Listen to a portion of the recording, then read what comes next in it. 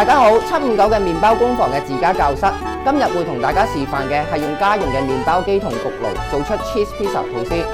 首先，我哋介紹製作 cheese pizza 吐司嘅所需用料，全部都係阿信屋可以買得到嘅。首先有呢個759阿信屋嘅強力麵粉，澤西嘅4.3全脂牛奶、粗鹽、黃糖，有呢個澤西嘅無鹽牛油、Amato 嘅 cheese、日清嘅酵母粉同埋香草。首先我哋而家就順序將一啲材料放入去個麵包機入邊。首先咧就759阿信屋嘅麵粉啦，500 gram， 黃糖50 gram 啦，鹽6 gram， 日清嘅酵母粉3 gram， 記得唔可以同鹽擺埋一齊啦。跟住咧就係牛油50 gram， 雞蛋2隻，約莫100 gram 左右，奶啦220 gram。其實可以裝多少少嘅，我哋通常咧就會裝250 gram， 睇下個麵團嘅乾濕度，我哋再去調校。咁咧我哋材料咧就放晒入去㗎啦。咁咧我哋可以開始我哋嘅麵包機嘅麵團製作功能。咁大約嘅時間咧就1個鐘頭25分鐘。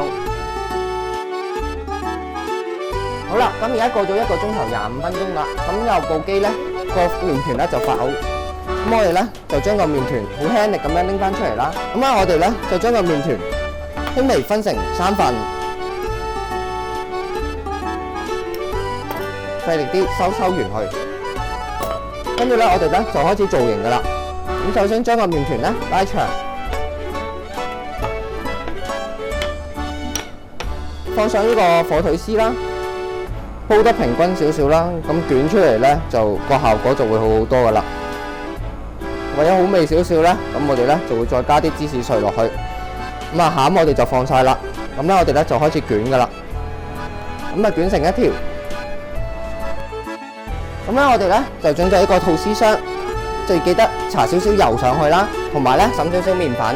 咁嘅目的咧就係等佢咧冇咁黏，同埋出爐嗰陣時咧就會易少少。因為咧通常咧家用式嘅咧，我哋咧都會用翻個焗爐，將個麵團放入去，同埋打一個比較熱嘅熱水入去，咁就俾佢哋可以喺入邊嘅室溫發酵。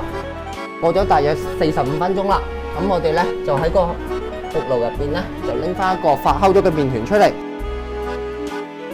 咁就首先俾個焗爐預熱啦，咁咧我哋咧就可以準備整我哋嘅 cheese pizza 吐司啦。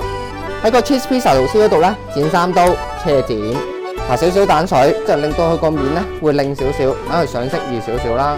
咁啊跟住咧擠少少白汁，即係沙律醬。跟住咧落嘅材料咧就因應翻你哋中意食幾多。咁我哋今日咧就會首先落洋葱啦、芝士碎啦，同埋咧落我哋759有賣嘅香草。